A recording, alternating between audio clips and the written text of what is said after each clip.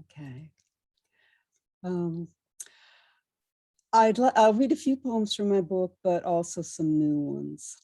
I'd like to open with a couple of poems about what, for me, are grounding and centering practices. For those unfamiliar with Tai Chi, each of the movements within the longer form has its own name, usually rather poetic. Sunday morning Tai Chi class. First, stand on the bubbling well, then grasp the sparrow by its tail. Turn, spin. The white crane spreads its wings. Play the moon guitar, embrace the tiger, then return to the mountain. Turn, turn. Make sure to repulse the monkey while waving hands in the clouds. Turn. The golden pheasant is standing on one leg. The fair ladies weaving at the shuttle. Spin. Now step forward and salute the 7 stars of the Dipper. Step back to ride the tiger. Spin again, sweeping the lotus gently with one foot. Sunday morning, Earth turns slowly on its axis while I turn on mine.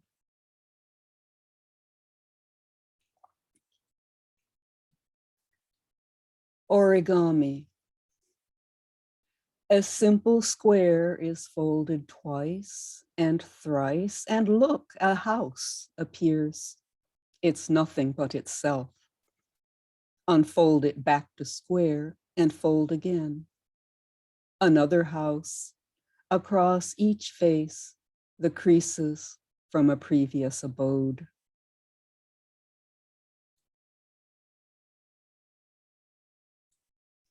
I'll continue on to a couple observations on the interface between human and nature. Elementary, a love letter. You enter what is empty and surround all objects in your path. Adopt the shape of anything that holds you. Underground, you follow every crevice, fill the space around each root. Above, you'll ride a storm at poles or at the planet's waist. You cream at ocean's edge and swiftly shift your form according to the weathers, now ice, now steam. On slender skis, I've slid across your back in heat and cold, have waded overflow, have crossed your bridges, fallen in, been filled and fallen on. In different moods, you'll crack a window, smash a boat, or gently follow a finger placed in the smallest woodland rill.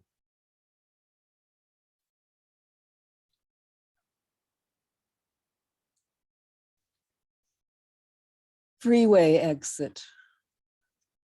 Wild geese fly the 101, not quite on these 4 lanes north and 4 south plus median, but above us, a ragged line, its leader purposefully beating wind, long neck reaching, heading east along the exit ramp to Bayfront Park.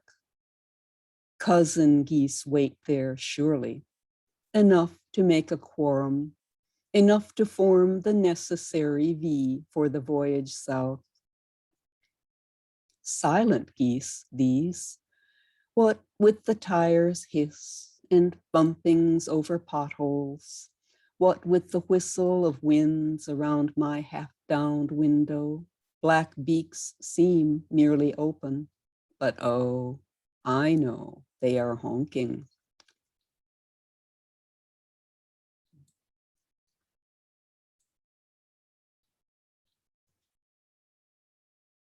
Chaparral. Your window width's enough of it tonight. Not for this hour the bold outdoor stride of noontime, foxtail stuck to denim, the click of boot heels on small rocks, the hiking stick. Your blinds reveal the moon-dark slope divided into neat gray slices.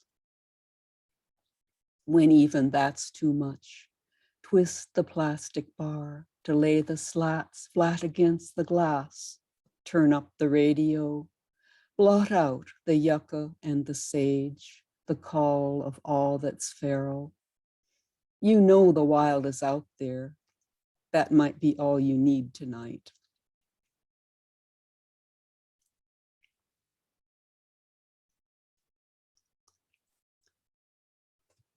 This next one is a true story.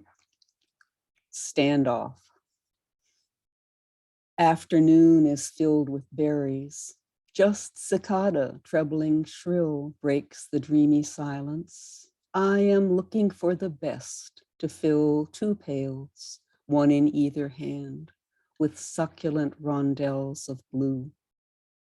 Snapping twigs, cicadas pause all wary of my passing through, and suddenly a ragged back, a trembling takes my knees, the eye, the claws and teeth, the nose of black. Be still, they'd said, and I comply. The bear is first to call retreat. I finish picking berries. Sweet.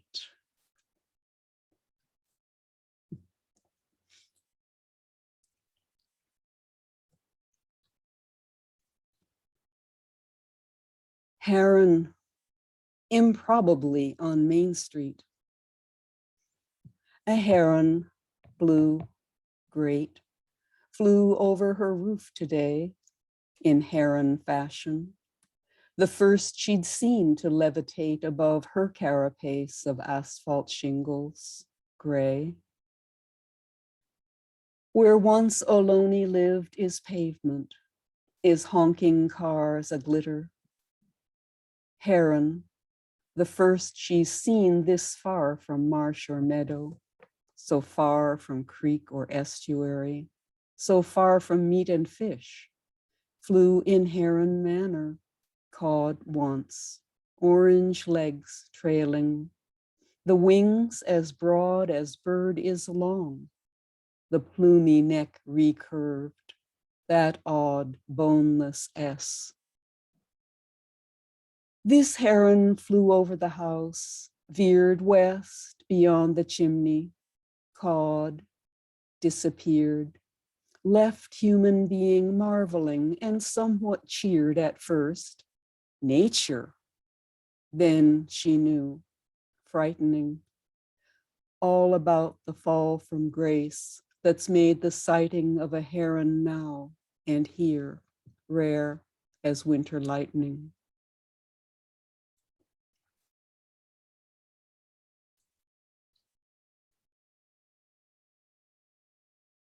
This next one began, it's taken me 15 years to write it, began with the phenomenon I started to notice as a gardener about 15 years ago. Lament, the gardener speaks. We used to summer side by side, the humans talking, singing, raking garden beds. Bees would fly, collecting gold, but now too many bees are walking. To sage and aster, rose and foxglove, they'd be flocking, buzzing, stings. We'd weed and watch with wary eye. We used to summer side by side, the humans talking, spreading fertilizer, brown and yellow, stalking every stamen, humming under sunny sky, collecting gold. Now, too many bees are walking, shrubs are empty. Look, crossing pavement, shocking, a single individual on foot. Why? We used to summer side by side, we humans talking, frowning about organics' lower yields and mocking the huggers of trees. We have to live. We'd justify collecting gold, but now too many bees are walking. Climate changing may be not my fault, balking at the call to alter habits. Some defy, refuse to summer side by side. Some humans talking, collecting gold. What now? Too many bees are walking.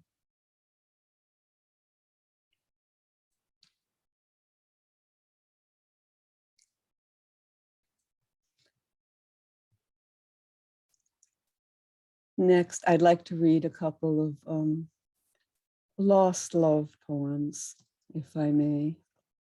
Then I promise it will turn up. Dropped stitch.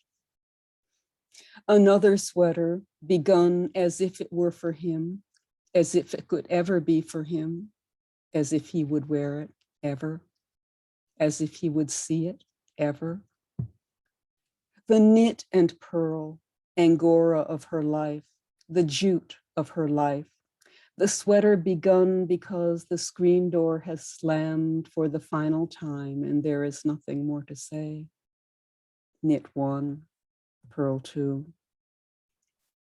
The CBC, the final news of the day, yarn under, yarn over, tessellation of loop into loop. Somewhere in Saskatchewan, a jury is deadlocked. A crisis looms on Wall Street. The Leafs have won their third in a row. Her red wool, her white wool, fumble, unravel, pearl again. Tomorrow will be cloudy with chance of rain. Pearl one, knit two, pearl one. As sure as she knows that even the news will end sometime, the screen will go dark, and in the silence of rooms, she'll be able to hear the falling of dust as it settles on covers of books, on the pages of letters. As sure as that, she knows she'd give whatever years remain to her for the boon of ripping out that ruined row, of picking up pearl two, the dropped stitch.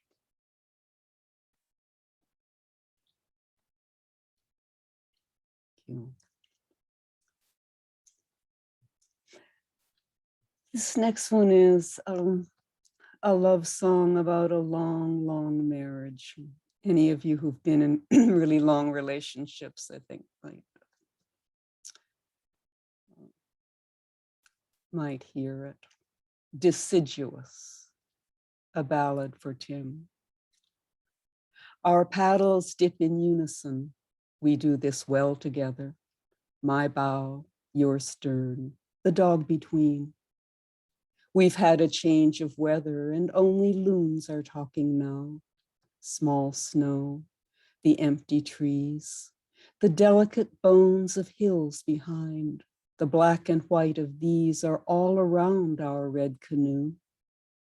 Our silent maple blades in synchronistic change of sides drip with small cascades, and circle after circle grows across the empty lake. Behind, a swimming beaver slaps and wake is crossing wake. You bring us in, I tie the lines, the simple tasks of docking. I'm carrying our packs ashore, but only loons are talking. The do-si-do of making camp. We do this well together and hammer stakes in unison, unwrap the tent. We tether every corner tight. We kindle fire, cook. We meet the dark with sleeping bags, the dog between, and books. She rarely barks. We have had other winters, true. I always wondered then about our weather, when and if we'd see a spring again. Beneath the trees, our pages turn. The Coleman lantern hisses. The dog is snoring. We exchange the briefest goodnight kisses. Making coffee, breaking camp, we do this well together. But whitecaps, wind, and lowered skies promise heavy weather.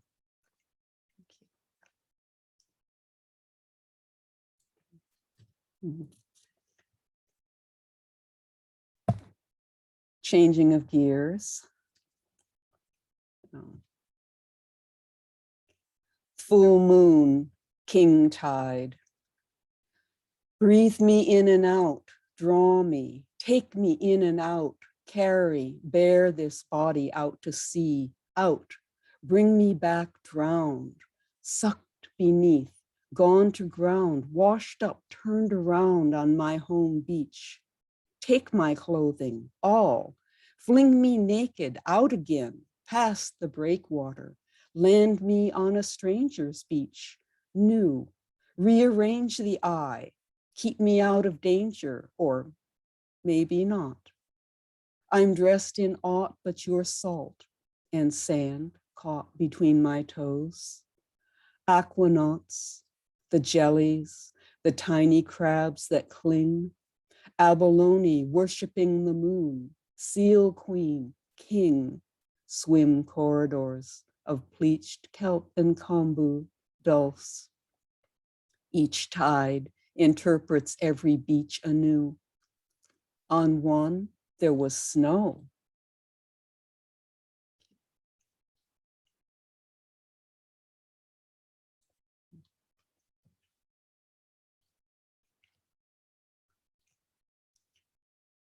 This one is a causal, one of the few that I've attempted.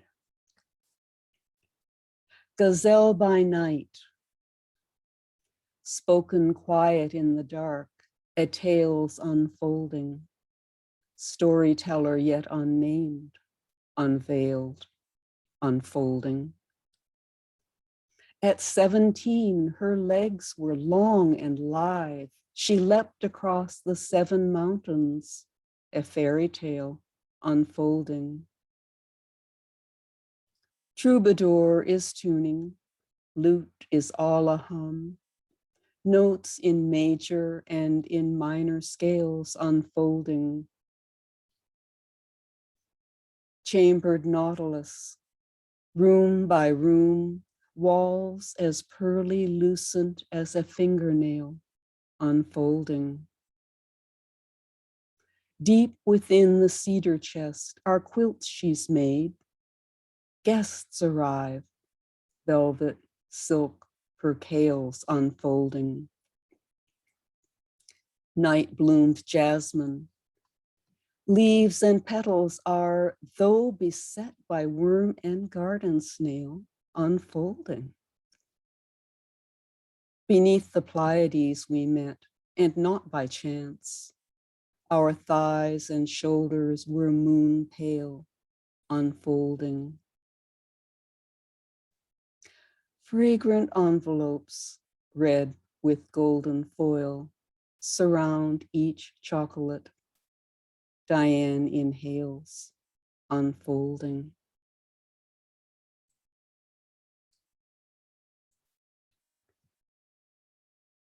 And I'll end with a poem about something I've missed the most during this pandemic. Street fair, the trader speaks. We'll pitch our tents by light of sun or moon. In every land on earth we show our wares, white canopies above at dusk and noon. We'll drive our SUVs all afternoon, arrange our coolers, tables, benches, chairs. We'll pitch our tents by light of sun or moon to bring you terracotta, cast the runes, sell wooden toys, crocheted and knitted squares, white canopies above at dusk and noon. Across the aisle, A woman sells balloons and puzzles, woolly sheep and teddy bears. She'd gladly pitch her tents upon the moon. Another draws the people as cartoons. A chocolatier has samples that he shares, white canopies above, at dusk, at noon.